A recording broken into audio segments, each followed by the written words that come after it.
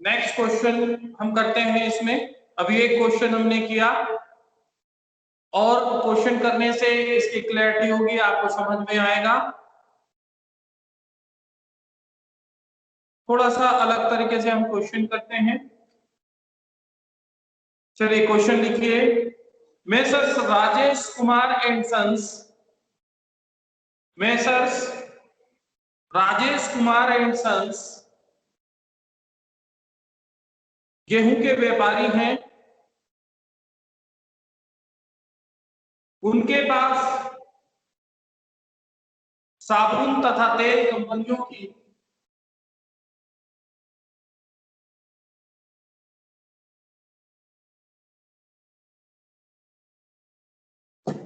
एजेंसियां भी हैं, जिनसे उन्हें विक्रय पर एक निश्चित प्रतिशत कमीशन प्राप्त होता है।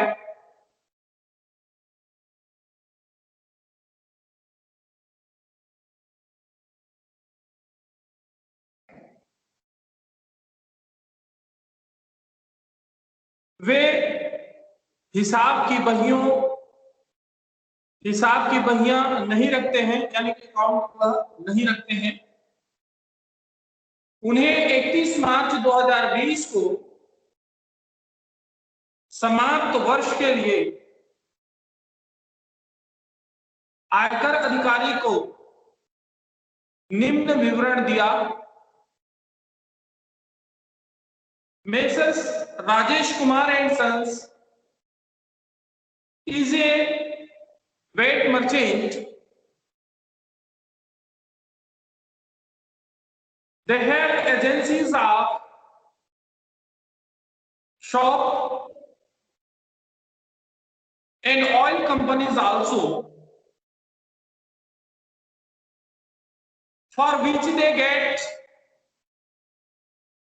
commissions on sales at a fixed percentage. They do not mention account books. They presented the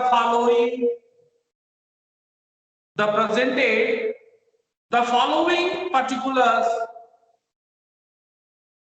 before the income tax office for the year 31st March 2020.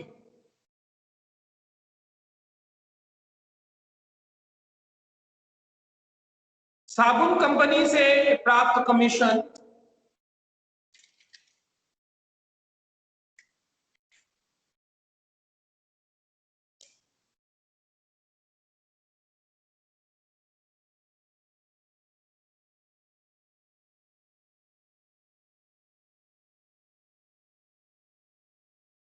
साबुन कंपनी से प्राप्त कमीशन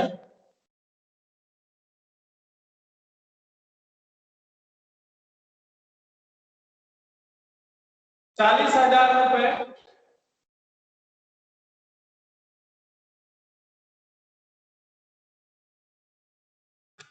क्वेश्चन को शॉर्ट करते जाएंगे, है ना। क्या क्या दिया है। तेल कंपनी से प्राप्त कमीशन 1,50,000 रुपए,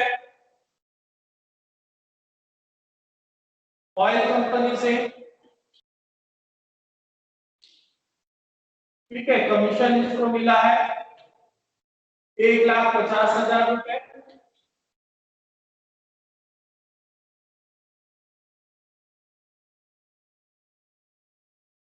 ये आपको शॉप से मिला है और दूसरा ऑयल से। Commission receivable for shop company 40,000 rupees, commission receivable from oil company 1,50,000 rupees.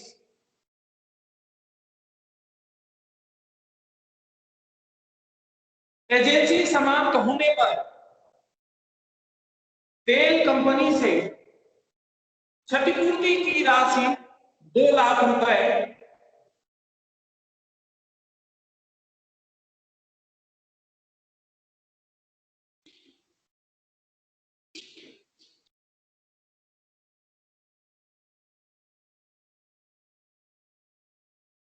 compensation for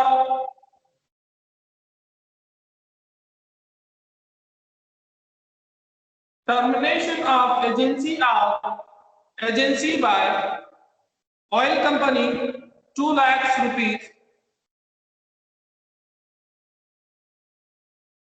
वर्ष में गेहूं की 500 बोरियां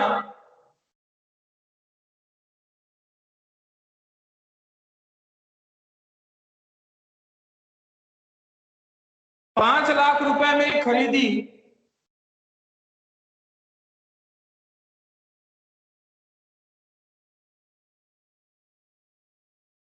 During the year 5 bags. During the year 500 bags.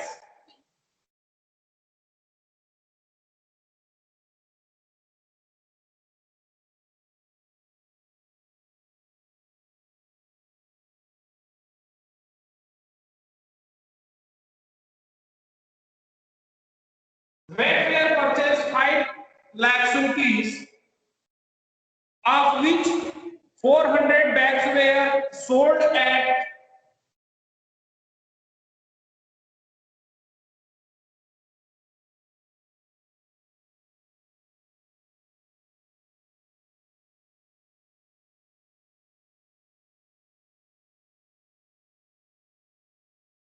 6 lakh rupees.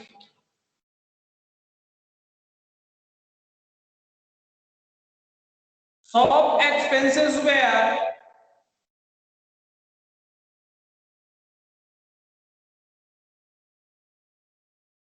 2,65,000 rupees.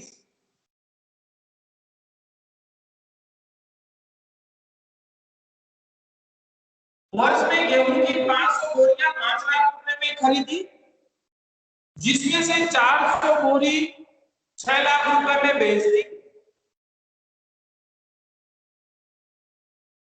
ये परचेज है। 500 खरीदा, 400 बेच दिया। दुकान एकदम मई मोई का तमाशा है दे नहीं होता है दे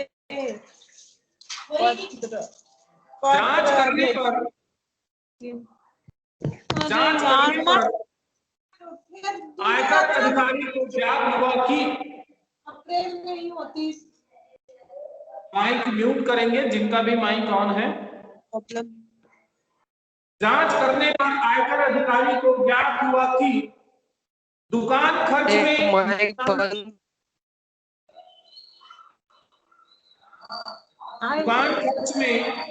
निम्नांकित रकमें सम्मिलित हैं। On an examination by the mike mute रखेंगे जिनका भी माइक ऑन है। सारा लिखना पड़ना। प्लीज माइक ऑफ करिए।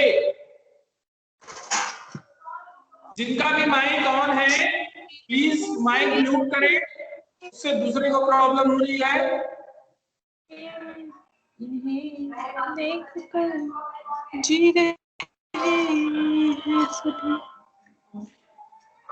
टमाटर लगा कर छोड़ दूंगा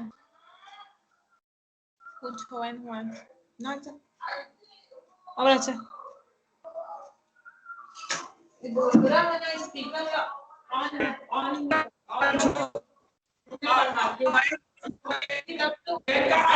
माइक ऑफ करें।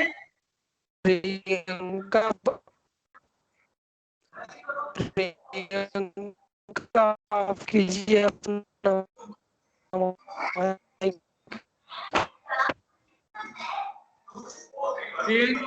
आप अपना माइक ऑफ रखें।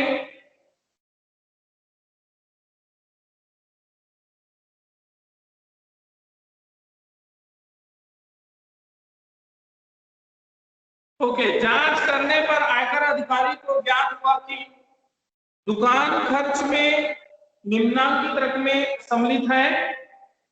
On an examination by the ITO, it was related that the following items were included in the shop expenses.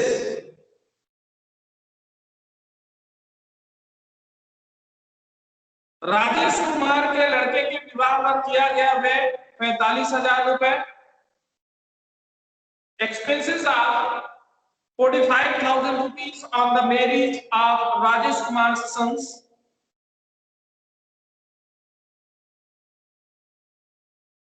Calendar तथा डायरी की लागत 27,000 रुपए। 27,000 rupees being cost of calendar and diaries.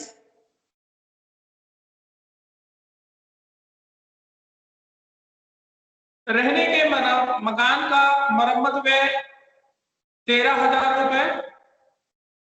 13,000 rupees being repair of residential house.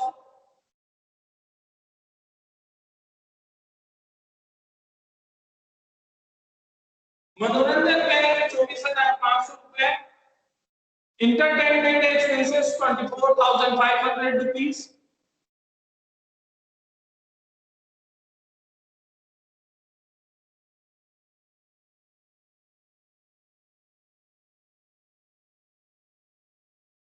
बिना चुंगी चुकाए माल लाने का अर्थदंड 23,000 रुपए। Penalty 23,000 rupees imposed for bring goods without paying customers.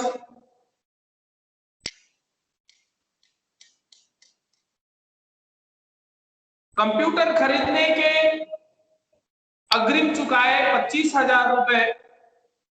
An advance of 25,000 rupees in connection with purchase of a computer.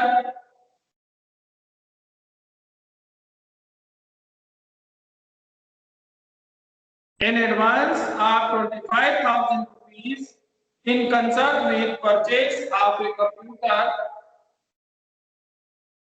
2020-21 का कर निर्धारण वर्ष के लिए उनकी व्यापार एवं पैसे शीर्षक के लाभ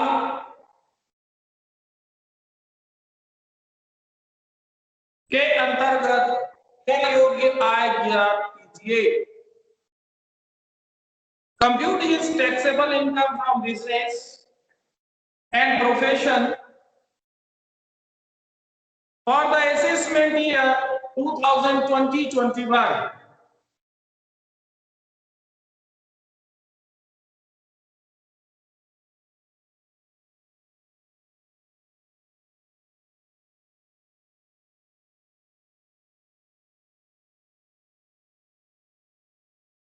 ओके, क्वेश्चन नोट कर लिए। क्वेश्चन में किसी को कोई डाउट?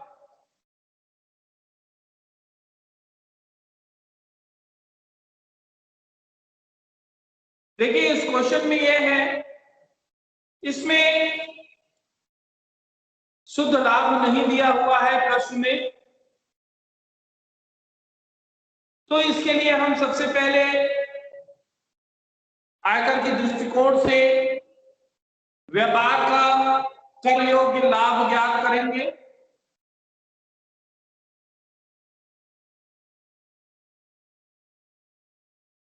कर योग्य लाभ की गणना करनी होगी, ठीक है। तो इसके लिए व्यापारी का सामान्य लाभ मानक खाता तैयार करना होगा।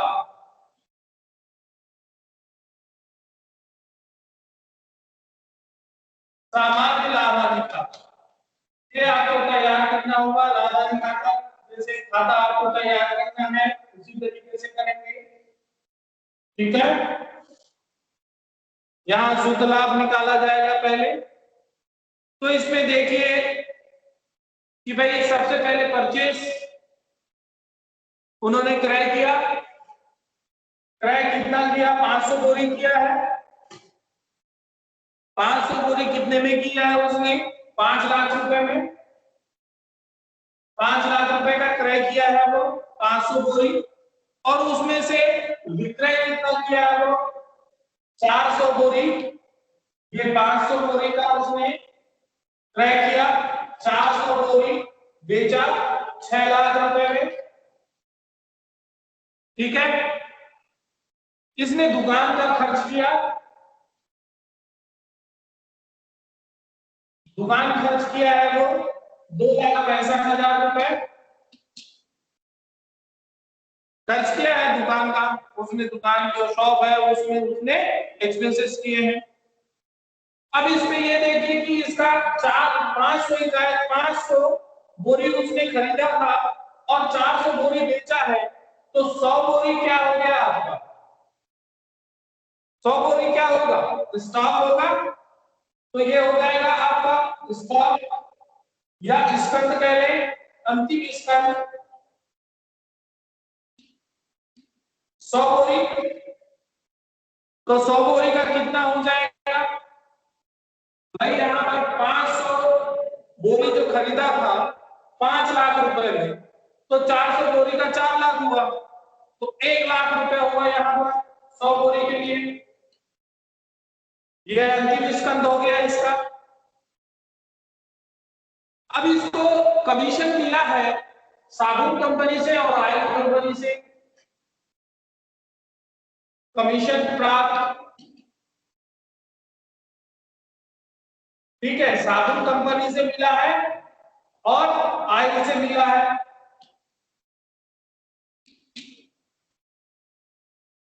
40,000 रुपए साबुन कंपनी से मिला और 1,50,000 रुपए उसको ऑयल कंपनी से मिला, तो 1,90,000 रुपए हुआ कमीशन का, उसका कमीशन प्राप्त हुआ है।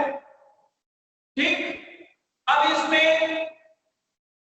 उसको और क्या मिला हुआ है देखिए क्वेश्चन में, कंपनसेशन भी मिला हुआ है उसको, क्षतिपूर्ति कंपनसेशन। ठीक है, क्षतिपूर्ति प्राप्त हुआ है उसको 2 लाख रुपए कंपनसेशन के रूप में। तो ये आपका यहाँ पर कंप्लीट हो गया। और कोई ऐसे आइटम्स हैं जो छूट गया हो लिखने से? नहीं है। अब इसका आप टोटल कर दे, क्रेडिट साइड का जाता है 10,90,000 रुपए, 10,90,000 रुपए। 10,90,000 रुपए में 7,65,000 माइनस कर दीजिए, तो यहाँ पर बैलेंसिंग फिगर आएगा। ये बैलेंसिंग फिगर होगा शुद्ध लाभ। कितना आता है? 10,90,000 माइनस करते हैं तो 3,25,000 रुपए। ठीक है, तो ये आपका शुद्ध लाभ निकल आया है। क्लियर है यहाँ तक?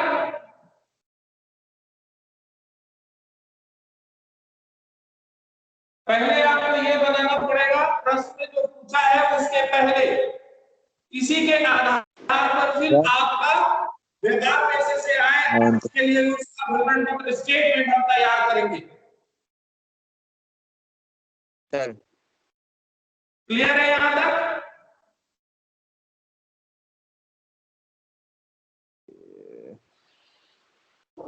क्लियर है?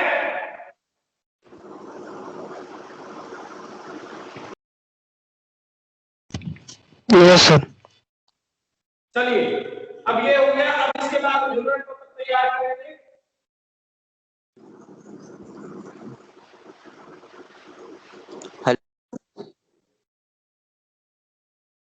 Statement of income of business कर योग्य आय का विवरण पत्र। क्या होगा क्या नहीं पता।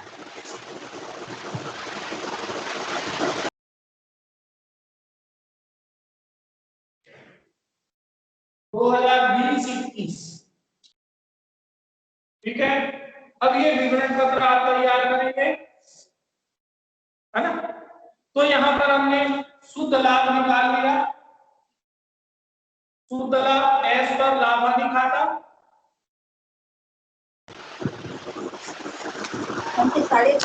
निकाले 3,25,000, ठीक है। 3,25,000 रुपए आया लाभ आपका। इसमें आप प्लस करेंगे नेट प्रॉफिट एस और P&L अकाउंट 3,25,000 प्लस करेंगे अस्वीकृत व्यय,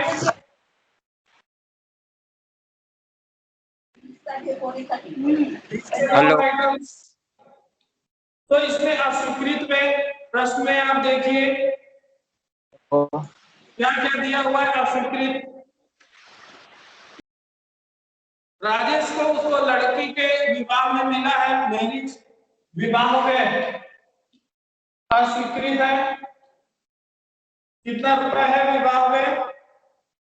45,000 रुपए का। नेक्स्ट देखें, जिस मकान में रह रहा है उसके लिए मरम्मत रिपेयरिंग, ठीक है। रिपेयर्स ऑफ रेजिडेंशियल हाउस, रहने के मकान का खर्च कितना किया है? 13,000 रुपए। हेलो। Hello sir. पेनाल्टी दिया हुआ है, हेलो ठीक है। सर। अर्धदंड पेनाल्टी, हेलो। Hello sir. हाँ जी बोलिए। सर जो आप टोटल किए थे ना 10,90,000 नहीं ऐसा 11 लाख आ रहा है वो।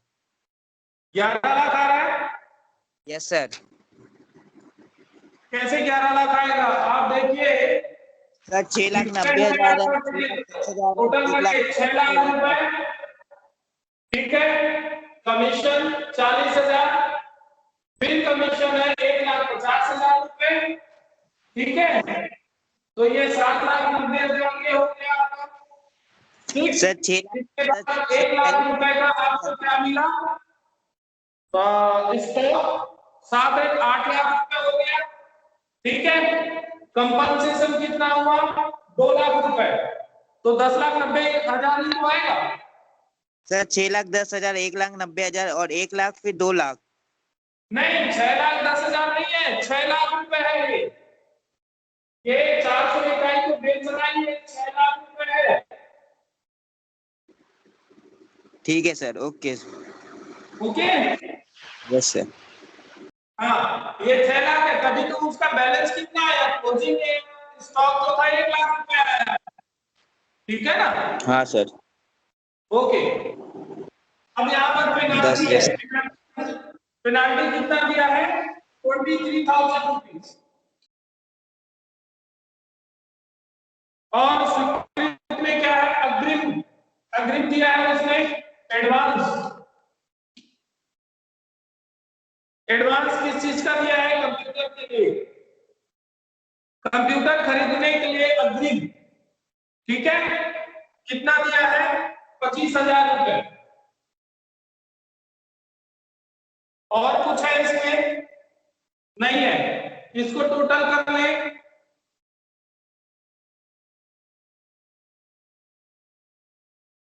5 10 6 5 4 10, 1,06,000 रुपए, ठीक है।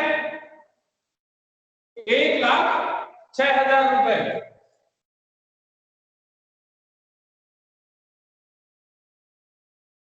अब इस 1,06,000 रुपए को जोड़ दीजिए इसमें,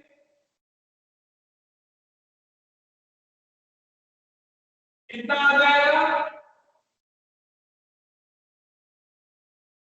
4,21,000 रुपए। 4,21,000 रुपए आ गया। अब इसमें देखिए स्वीकृत आइटम कुछ है, स्वीकृत में कुछ दिया है क्या?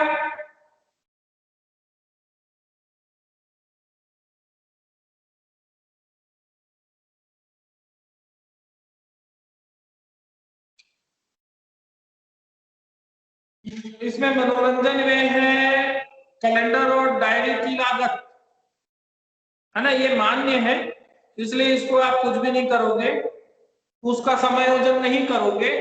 यहाँ पे कैलेंडर और डायरी की लागत, मनोरंजन व्यय, ये मान्य व्यय है, इसलिए इसका किसी भी तरीके से कोई समायोजन नहीं होगा।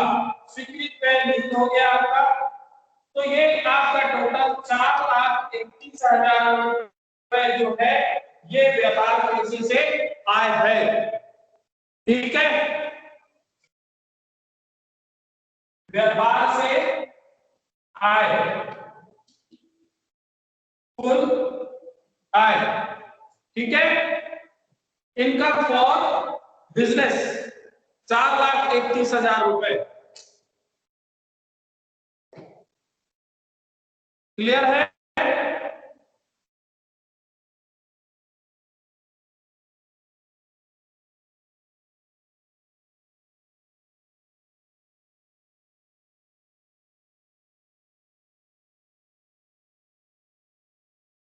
तो ये अभी हमने 2 क्वेश्चन किया है, ये लाभ हानि से संबंधित। ठीक है, अब हम करेंगे आय व्यय खाते से संबंधित क्वेश्चन सॉल्व करेंगे। ये आप लोगों को समझ में आया?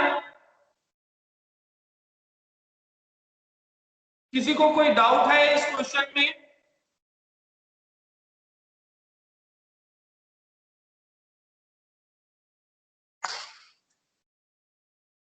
बताएं, मेरी आवाज आप लोगों तक आ रही है?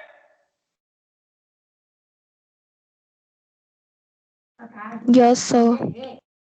ओके, इस क्वेश्चन से कोई दिक्कत या कोई चीज समझ में ना आई हो, ऐसा कोई पॉइंट है इन क्वेश्चनों में, दोनों क्वेश्चनों में? क्लियर है आप लोगों को? समझ में आया? Yes sir. Okay, yes sir. तो चलिए नेक्स्ट जो क्लास होगा उसमें, ये तो अभी हमने जो दोनों क्वेश्चन किए हैं, ये क्वेश्चन और इसके पहले के जो क्वेश्चंस थे, दोनों लाभ हानि खाता से संबंधित था, है ना, P&L अकाउंट जो है उससे रिलेटेड क्वेश्चंस हमने किया है। अब इसके बाद हम जो नेक्स्ट क्वेश्चंस करेंगे वो आपका इनकम और एक्सपेंडिचर अकाउंट से रिलेटेड होगा, आय व्यय खाते से। जब आय व्यय खाता दिया होगा तो उस समय आपको कैसे बनाना है। ठीक है, तो नेक्स्ट क्लास में फिर मिलेंगे हम, उस समय हम आय व्यय से संबंधित जो क्वेश्चन है उसको सॉल्व करेंगे।